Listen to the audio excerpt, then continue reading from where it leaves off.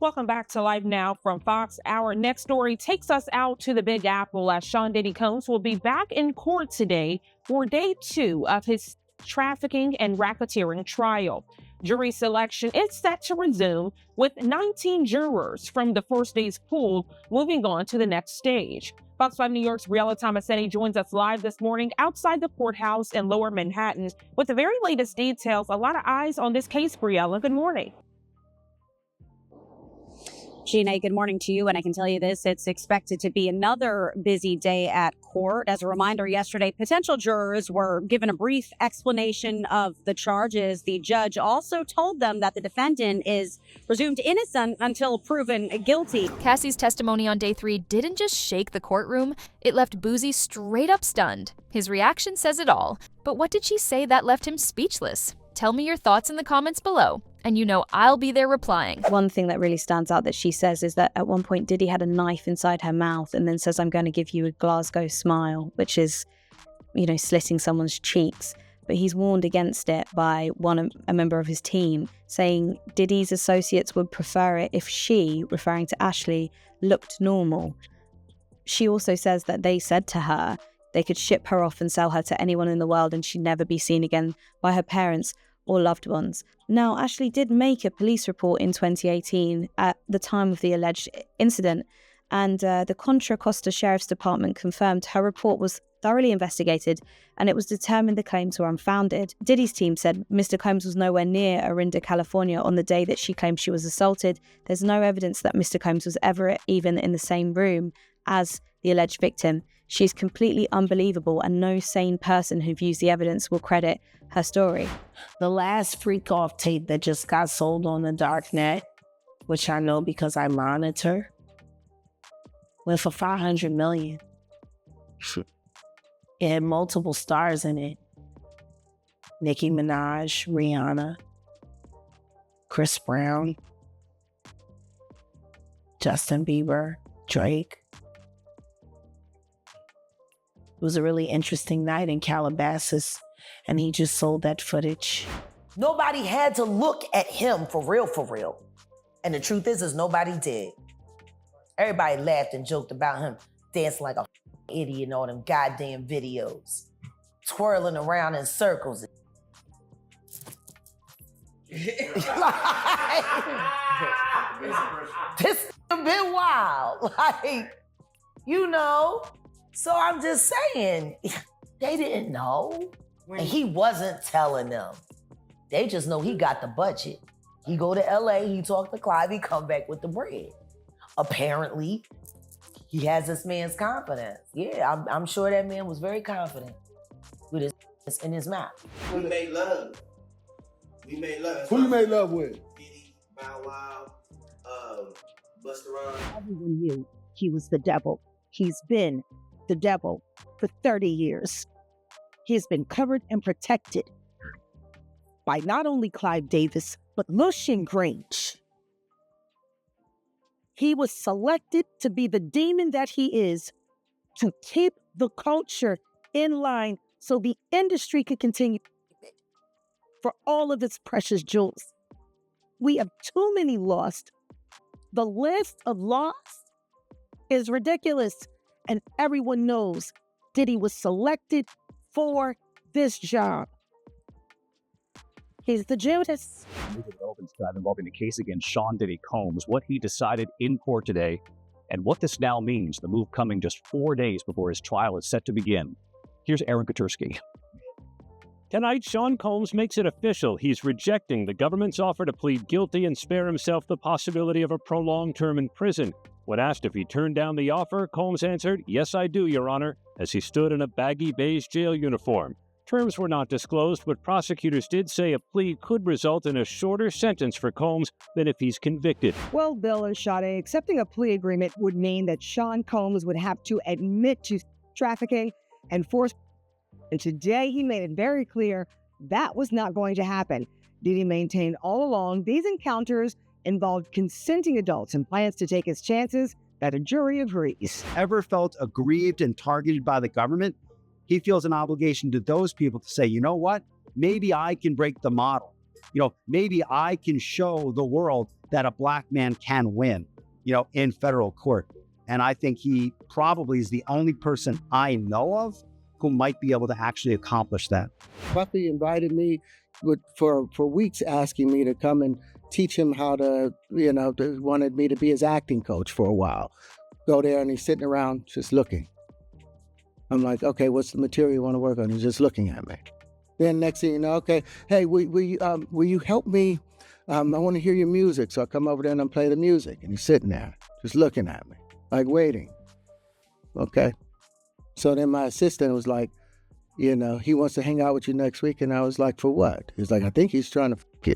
Elaborate, sometimes days-long parties by coercing victims through drugs, threats, and manipulation. They claim to have video evidence, and some of the accusations echo details from over 70 civil lawsuits filed against Combs over the last 30 years. You guys weren't even 18 years old. You couldn't escape. You couldn't get out of there. There were so many times I tried to intervene. There was a lot of times. This is going to be such a massive trial, like maybe the biggest Hollywood trial. God knows which way it's going to go. Is it going to go on for weeks? Oh, for sure, weeks. At trial, Combs will ditch the jail garb and wear ordinary clothes. As his lawyers argue, the evidence shows consenting adults being intimate in their own way. Would you be open to a plea bargain? Well, it's not up to me. It's up to Mr. Combs, and I don't see it happening. Why? Because he believes he's innocent. He believes he's innocent. And what's more, he believes that he needs to stand up, not just for himself, for his family, and for everybody who's been targeted by the federal government. The decision guarantees Combs will face trial beginning just 4 days from now that will test whether one of music's most prolific figures used his power, wealth, and fame to exploit both women and men for decades. No, the deck is stacked against him. They've got a ton of evidence. Take the plea deal, dude. Just take it. Well, my guess is that, because we don't know the deal of the plea deal. At least I don't think we do. True. And I think he also feels an obligation to people in general. Maybe it's black people, maybe it's white people, maybe it's anybody who's... Back up a little bit, please. How can you support your father? How do you support him moving forward?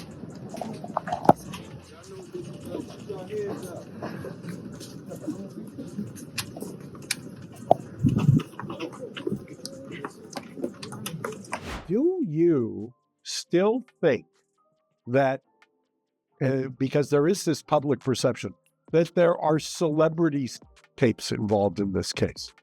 No. Do you still think that there are minors involved in this case? I'm certain no.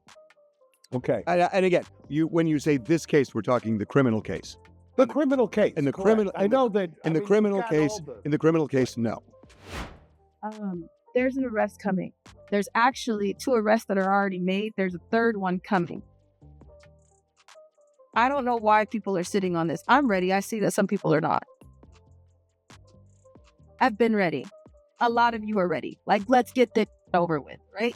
Music mogul Sean Diddy Combs back behind bars. A magistrate judge denying him bail, saying that there were no conditions that she could conceive of that would make her confident that he would appear again for other court appearances. The judge saying, my concern is this is a crime that happens behind closed doors. He did. And when the judge did, Diddy, who was sitting at the defense table with his attorneys, did not show any signs of emotion. He took a sip of water before he was led out of the courtroom by the U.S. Marshals. Now, his lawyers have vowed to fight this. They are going to be back in court on Wednesday before the judge who will oversee this trial and try to get Diddy to be released.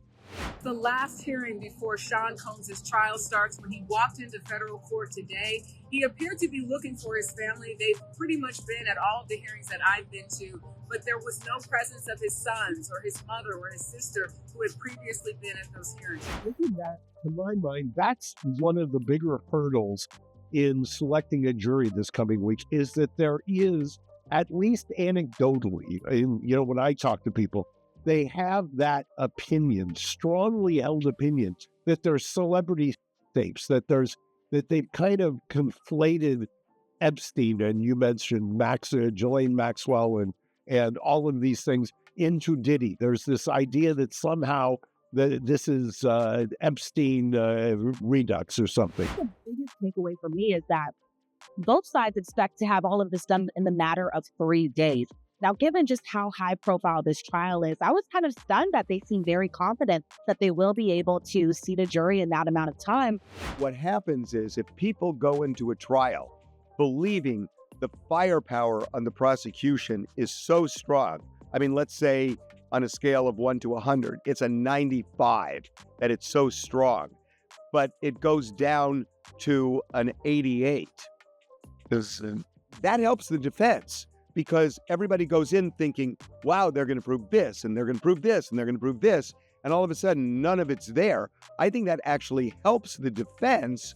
His lawyers had argued that he had made good faith efforts by showing up in New York, ready to surrender to face these charges, but prosecutors said that he could not be trusted, that he has a history of trying to intimidate witnesses, including some who are going to be witnesses in this case. They urged the judge to remand him. Boosie's known for speaking from the gut. He's lived through prison, the streets, the highs and lows of fame.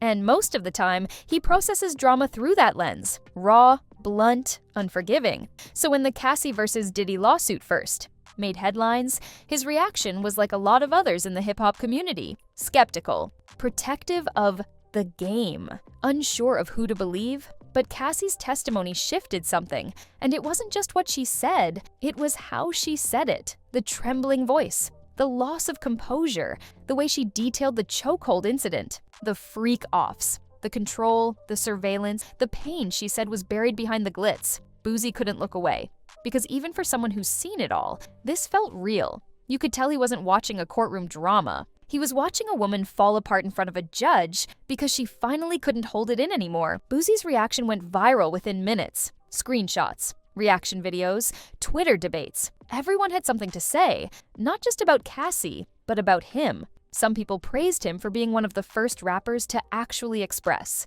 genuine emotion over her pain. Others dragged him for even being surprised in the first place. Boosie been around this industry? He shocked? Or just finally paying attention? At least he's reacting like a human being. That says something. All these men acting surprised when they've been hearing whispers for years. And that brings me to you. Do you think Boosie's shock was genuine? Or is he just playing catch-up now that everyone else is listening to Cassie? Drop it in the comments. I'm answering everyone. Because whether you believe Boosie or not, the fact that he was this stunned means the culture's perception is already starting to shift. What hit people hardest wasn't Boosie's reaction itself. It was what it represented. We've laughed off abuse rumors in this industry for years, called it gossip, called it jealousy, and women like Cassie, they stayed silent, whether out of fear or because they knew no one would believe them. But now, we're seeing it play out in real time. A man like Boosie, not polished, not rehearsed, not trying to go viral, here's a survivor's raw truth, and his entire demeanor drops. That tells you what Cassie's testimony really is. Not just powerful, not just necessary, it's undeniable. Boosie's live reaction didn't fix anything. It didn't change the case, but it did crack something open. Because when men who once shrugged off stories like this are now visibly shook, it signals something deeper. The "I don't know what to believe" era, it's dying. And in its place, a new kind of accountability. One that starts with listening before judging, and ends with calling out silence even when it's uncomfortable. And whether or not you vibe with Boosie, the fact that he is shook means that Cassie's story is doing exactly what it was meant to do.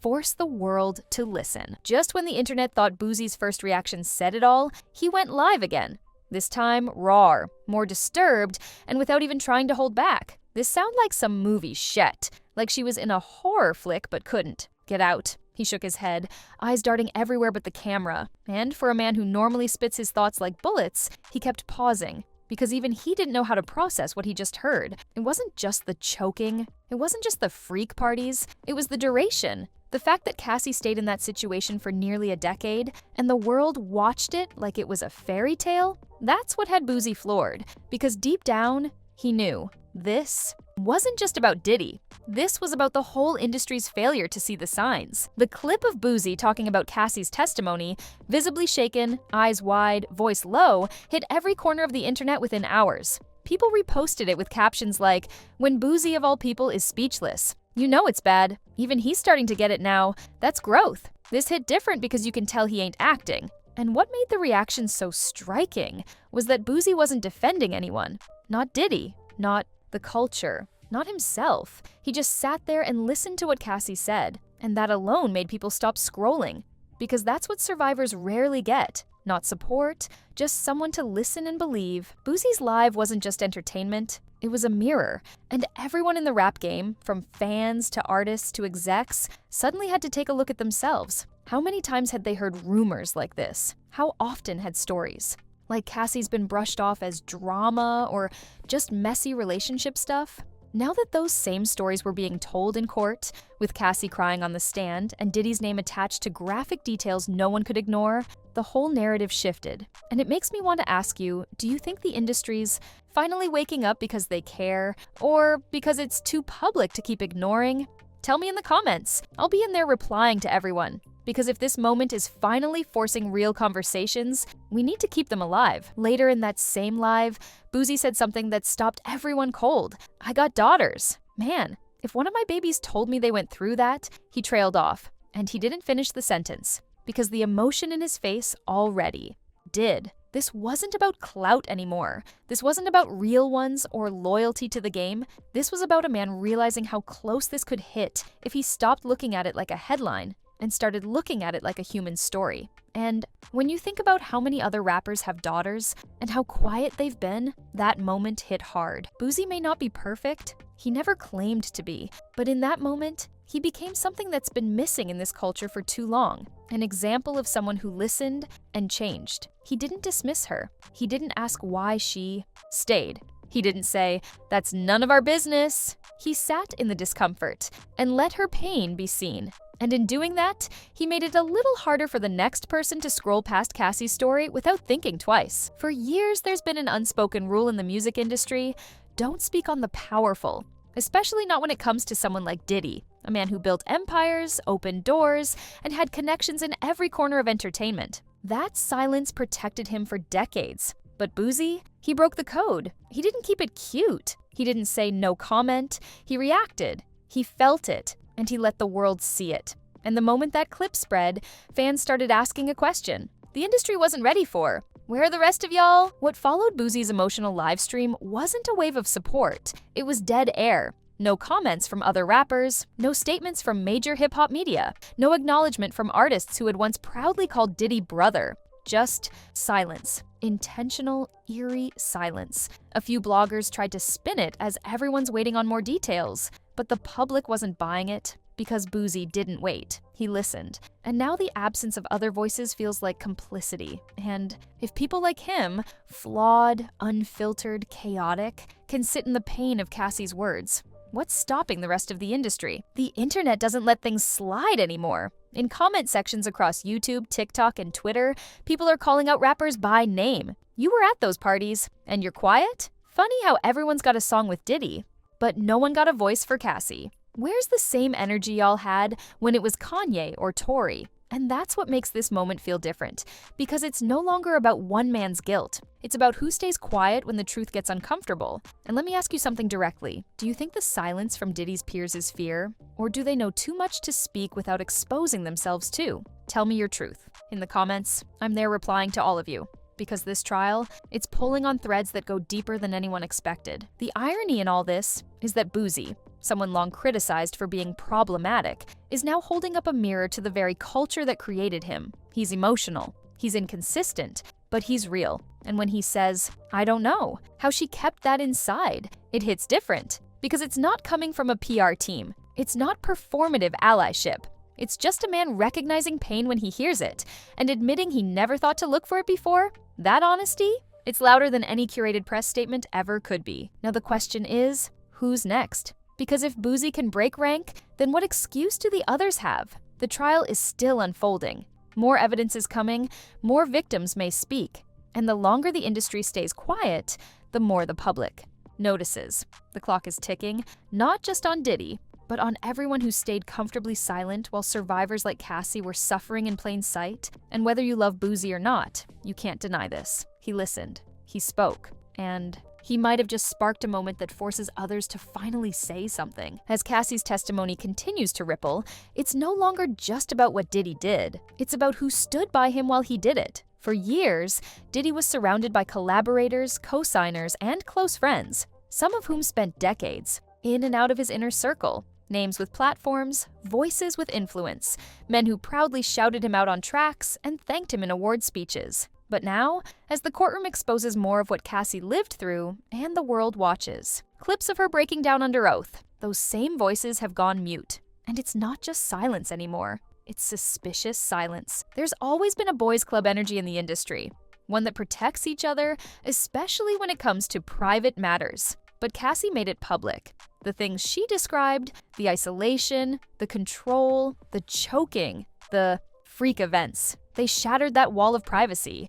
She said what no one else would. And now, every artist who ever called her crazy or dramatic is being asked, what's your excuse now? Because silence used to be loyalty. Now, it's guilt adjacent. And Boosie, with all his flaws and contradictions, broke that chain. And his reaction has forced everyone else to either speak or expose themselves by staying quiet. In the past, artists could ride out these moments with vague tweets or polished PR statements. But not this time. Fans aren't waiting. They're naming names, tagging accounts, and digging into who was in the background of Diddy's most exclusive parties. And they're asking the hard questions. Why haven't you spoken on Cassie? You were there. What did you see? You posted Diddy for years. Now you've got nothing to say? And here's where I want to hear from you. Do you think the silence from other male artists is because they're scared to speak up? Or is it because speaking means they'd have to admit they saw it all along? Drop your answer in the comments. I'll be replying to every single one. Because this isn't just a courtroom story now, it's a moral test. And it's dividing the culture fast. Boosie's reaction worked because it didn't feel rehearsed. He didn't hide behind legal disclaimers. He didn't say allegedly every other sentence. He felt it. He heard her. And he said the words that most other artists are avoiding. That's real. That's pain. Compare that to the eerie silence from artists who shared red carpets and champagne with Diddy. Men who once praised him for changing the game. Men who stood beside him while Cassie quietly suffered. That silence? It doesn't feel respectful. It feels calculated, and the public knows it. This trial won't just be remembered for what's said in court. It'll be remembered for how the culture shifted around it. Boosie's raw reaction, flawed, imperfect, emotional, cracked the first wall. But Cassie's testimony, it's forcing the rest to follow. And they can either speak now or risk being remembered not as artists, but as men who watched a woman suffer and said nothing. Because in this moment, you don't get to stay neutral. As the trial barrels forward, courtroom transcripts are no longer the only focus. Because what Cassie said and how Boosie reacted has become something bigger than one case. It's become a mirror for the industry, for the fan base, for every man who once laughed off allegations, shared crazy memes, and brushed past the uncomfortable truth sitting right in front of them. Now no one can claim they didn't hear, because Cassie's voice is everywhere, and Boosie's. Stunned face is the proof that even the most desensitized people are finally listening. When Cassie broke her silence, the world expected women to rally around her, and they did. But what no one expected was for Boosie, a rapper known for saying the wildest things online, to become the loudest male voice defending her right. To be heard, he didn't make it political. He didn't make it performative. He made it personal. And now, every other artist who's still sitting quiet, their silence speaks louder than ever. Because if someone like Boosie, someone with a complicated past, someone who's made mistakes, can pause and say, "Damn, that's real," then what's stopping the rest? In hip-hop, we hear it constantly, "I'm real." But in this moment, being real doesn't mean quoting Tupac. It doesn't mean rapping about loyalty or brotherhood or speaking in metaphors. It means sitting in the discomfort of a survivor's story and choosing to acknowledge it out loud. Boosie did that, and that alone drew a line in the sand. He didn't clean it up. He didn't walk it back. He reacted like a man who finally saw the kind of pain too many women have been hiding for far too long, and that's what hit. The internet isn't passive anymore. Every day Cassie's story stays in the headlines, fans keep tabs. They're watching who's reposting, who's speaking, and more importantly, who's pretending nothing's happening. And in the comments, it's getting louder. Boosie's messy as hell, but at least he showed empathy. What's your excuse? If you're still silent after hearing what Cassie said, we see you. Say something now. Because if you wait until it's convenient, don't expect respect. The public is choosing sides, not just in court, but in culture. And legacy artists, they're either stepping up or slowly losing the very fans that once built their empire. We don't know how this trial ends. We don't know if Diddy will walk free, settle behind the scenes, or face real accountability. But we do know this: Cassie's voice changed something, and Boosie's reaction, raw, flawed, but human, might have given other men permission to stop hiding behind the "I wasn't there" excuse. Because at the end of the day, this moment isn't about perfect heroes or tidy statements. It's about who shows up when it matters. And whether you expected it or not, Boosie showed up. So I want to know, do you think Cassie's story has actually changed the way artists talk about abuse? Or are we just watching another moment the industry will try to sweep under the rug once the headlines fade? Drop your take in the comments. I'm in there, replying to everyone, because this conversation has to keep going. And if you're still here listening, like this video, subscribe, and hit the bell, because we're going to keep following every twist, every reaction, and every uncomfortable truth that others try to hide. Cassie broke the silence. Boosie echoed it. Now it's up to the rest of us to make sure it's never ignored again.